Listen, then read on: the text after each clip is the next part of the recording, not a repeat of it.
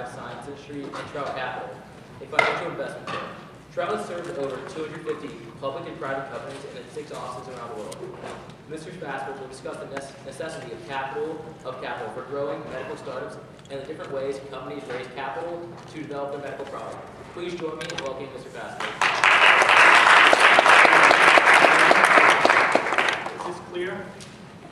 So I have to tell you, this is a big day for me because I was hoping to come down here and brag to you guys that we won the national championship, but Villanova ruined my whole opening. So I went to UNC. Wait, what was that? Not for us. Okay, yeah. So, Nikhil was like the nicest kid in the world, wrote me an email that said, hey, I'm really happy that Villanova kicked your butt. I was like, wow, it goes really deep. But I thought, in some ways that double clutch that I experienced with my man Marcus and scoring that basket is a little like biotech financing, in 4 seconds, everything goes away. You get the results, and you're a hero, and then all of a sudden you're talking about next year. So I was hoping, to make this pretty interactive, and I have a couple things that I wanted to just open with before I went into, more prepared talk.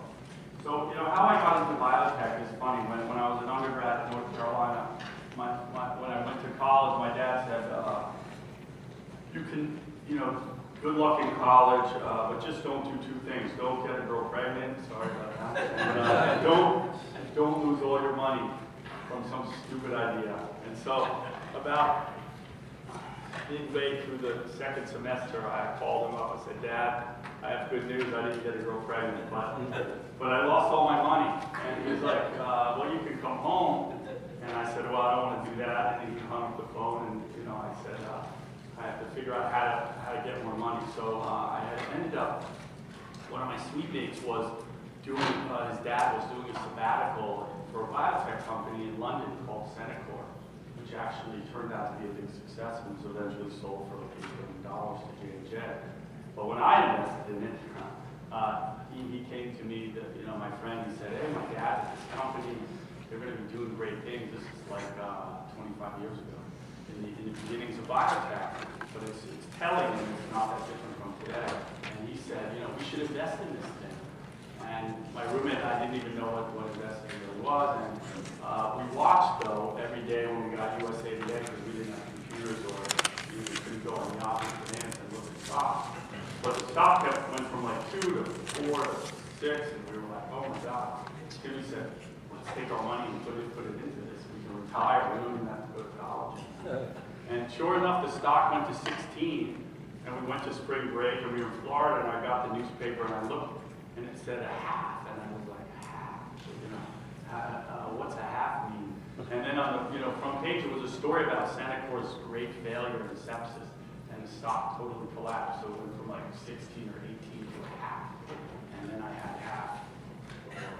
A lot less than half of the money that I had. So I realized, it's very coincidental that I would end up in the biotech industry. But as an undergrad, I had to go get a job, and my roommate went to go work at the Carolina Inn, serving pancakes to football players who don't go to school. And I went to a lab. My father said, hey, at least you could wash glassware or something. But I ended up working in a very famous woman, Michaela Gallagher's neuroscience lab. She's a famous scientist now, top female scientist at Hopkins. And I kind of worked my way up there. And from there, learned about science, and then ended up pursuing a career in biotech. So that's one story. So another story is about a company called Pharmacyclics. That's a cancer company that probably has been one of the most successful companies ever in the biotech world. And it had a huge blow up 5 years ago. And we were the investor relations firm that got the job of taking them on post disaster. And it's an amazing story.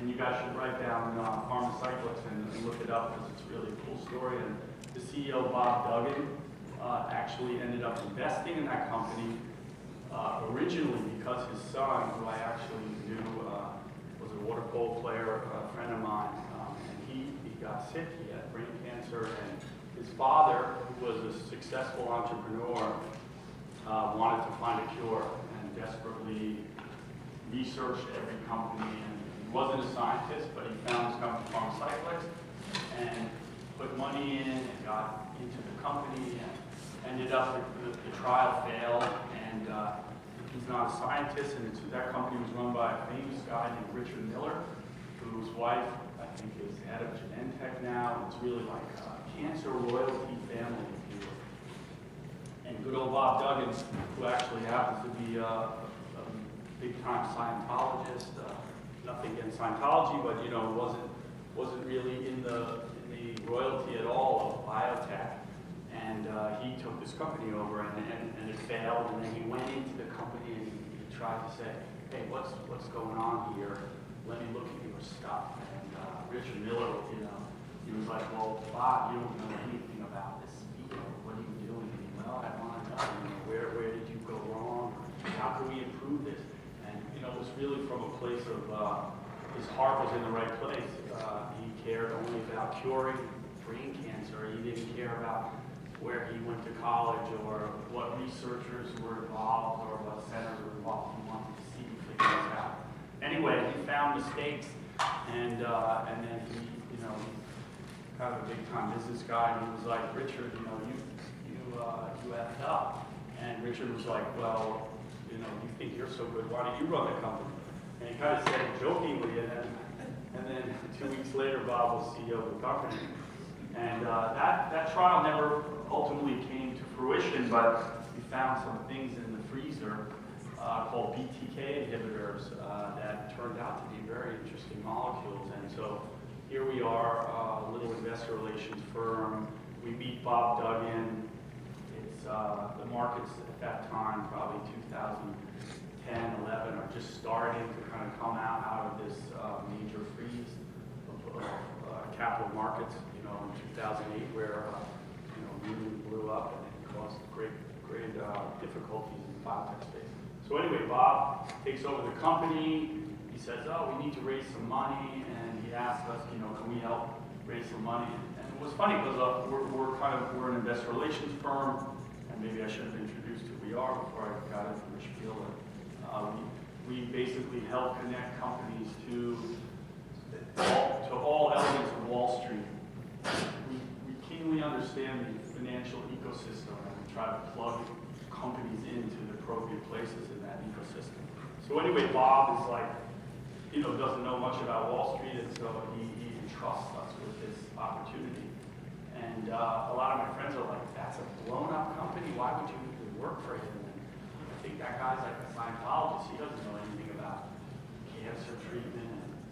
And sure enough, we take on the assignment, and because of some past relationship that Bob had, he was able to raise some initial money, and then, the data kept getting better and better.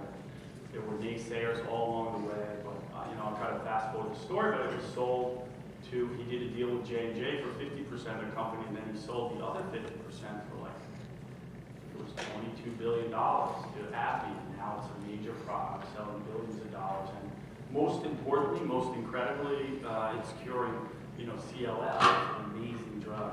And believe me, no scientist believed in it, and it was kind of serendipitous how this became really the best stock and the best, amazing treatment for Wall Street.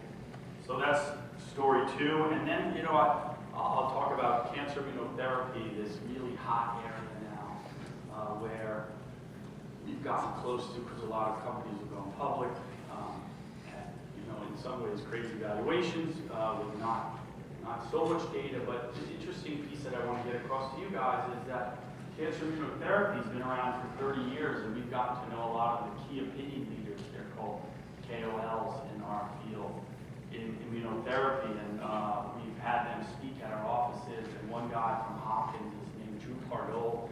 He's a super guy. He said to me, "Jonathan, it's amazing. I'm getting all these calls to speak and to be on company boards, and I've been in this field for 30 years." And he tells me a story that 5 years ago we couldn't raise enough money to have a donor So I think, the message there is that oftentimes this is innovation. We have no idea where it's going to come and how it's going to work out. And so as young students, obviously very gifted and talented, and poor choice of basketball team, but other than that, really good kids mostly. You're not going to know, and you're going to have to go through a lot of failures before you're going to appreciate maybe the biggest opportunity. And so cancer immunotherapy, Drew Pardoll was on boards of companies and was founding scientist of failing companies in the early days, 2000. There were excitement about gene therapy. There was excitement about cancer vaccines that never came to fruition. But a lot of that technology is being revised today as we learn other pieces of the puzzle come together. So now I'll give you a little bit of stuff about what I'm supposed to talk about. Okay, help me out with the red button. I'm from Carolina. So it gives you a lot of leeway. It's the forward, like the right arrow. Right out. See, there we go. Set me up for that. So this is our firm, and we were blessed enough to have Nikhil spend a little time with us this summer. We have an investor relations firm, which means we an investment banking firm where we help connect companies to Wall Street. And the interesting piece about biotech companies is they always need to access capital. And so their lifeline to Wall Street is really important. They care what Fidelity thinks. They care what the markets are doing because they need to always raise money, and they care about their cost of capital. But oftentimes they have to raise money at really tough times, but they do it because they want to stay afloat. And so we've been around 20 years. We've seen lots of different iterations of the biotech markets. When I can tell you in 2008, the smartest guy I know, Dennis Purcell, who runs Aislinn Capital, maybe you guys will work there one day, he told me, he spoke at a group like this, he said, Jonathan, or not Jonathan, he said, group, there's never going to be another IPO in biotech. The business model is broken. It costs too much money to do this stuff. Investors don't want to speculate about trials. So, fast forward 4 or 5 years, there were 250 IPOs. So Dennis is smart, but not that smart. He had a daughter too. Yeah, we have a global footprint. I think that's indicative. There's markets all over the world. Innovation is coming out of all different interesting places. You don't know where it's going to come. And so we like to have a footprint in lots of different places. A lot of the capital market stuff is based in the U.S. There's a lot more funds in America, than there are in other places. The big capital markets places, as you can imagine, are New York, Boston, a lot of venture stuff in Boston. There's a handful of funds down here, California. There's sprinkles of other investors in other places. But innovation comes from everywhere. We talked about that. And let's see. We started Investment Bank about 10, 12 years ago because we were doing this as a consultant, as an advisory service, and bankers are paid more than advisors, but it's very choppy, so we're happy to have an advisory firm that gets paid monthly and is steady, and then we have some deal flow stuff. And then our deal flow kind of goes across the spectrum of biotech, so we do some very early stage things, which are higher risk, greater return. We try to take equity in those things. And then as we move along, later stage, we start to bump up against Goldman Sachs and Bank of America. And they're really nice, but they're not that good at sharing. So they're like, you do really great work, but we're not going to pay you a lot.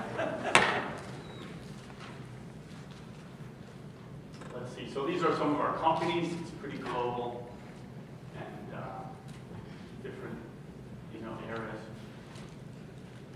So I thought, we talk about a little bit the life cycle of a company. I did not prepare these slides, so I'm going to have to read them, I guess. No, I'm just kidding. So, one of the key pieces is obtaining seed financing.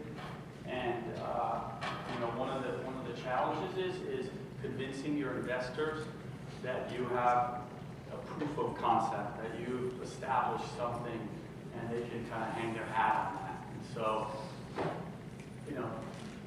this is an area where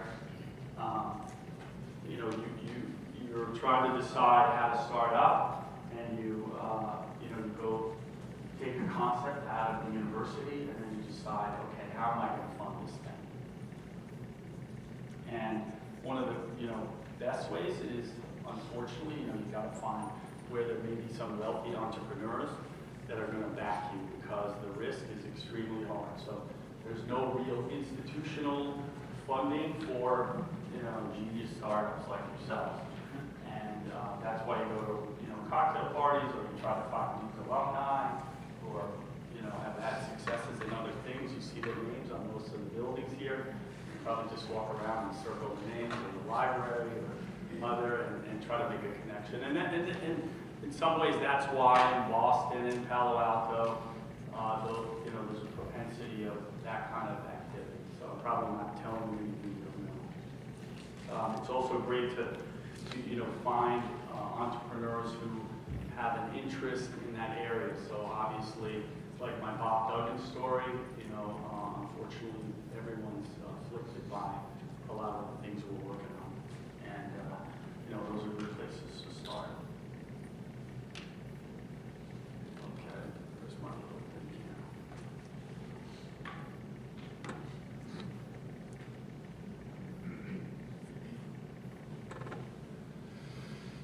So, this is an area that's gotten really big, is to understand where the advocacy groups are, and really with the advent of social media and kind of connecting patients with, with diseases, and the impact you can have in those different areas, and the ability to, form communities around these areas. It's a great way to,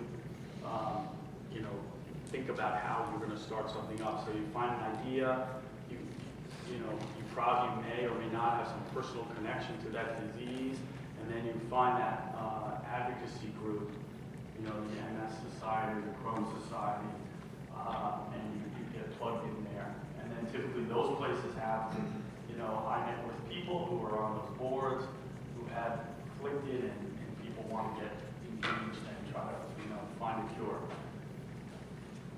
So we have some statistics about this, but it's a big area. And then, typically also they have access to those patients, and it's all about, how to move the life cycle forward. Getting funding, having an idea, finding the patients, finding the KOLs who they're also involved with, and then you can, start to think about how to seed your company. This is a company we work with. How do you say that? Choroideremia. So sorry. I think the guys in my office put this example because I could not pronounce it. But this is a company of ours, 4D Therapeutics. They're a gene therapy company, and they had a clever idea. It's very hard. We can talk about a little bit of the funding environment right at this moment.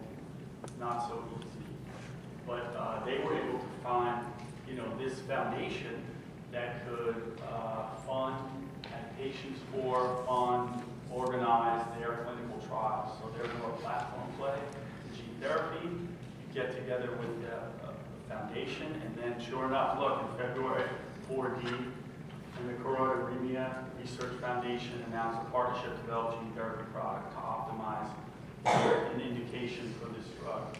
It's a great non-dilutive way to get financing. If you try to do this with Kleiner Perkins or OrbiMed or Aisling Capital, one of the VCs, you'd give away how much? 99.9% of your company, and you'd be working for OrbiMed, or you wouldn't be much of an entrepreneur. So, a creative way. They're happy to have entrepreneurs. They have capital. We just saw a deal done for a royalty, so that's another financing vehicle. There's funds that buy the royalties of drugs, and Royalty Pharma, who we're friends with, a guy named Pablo Ligaretto.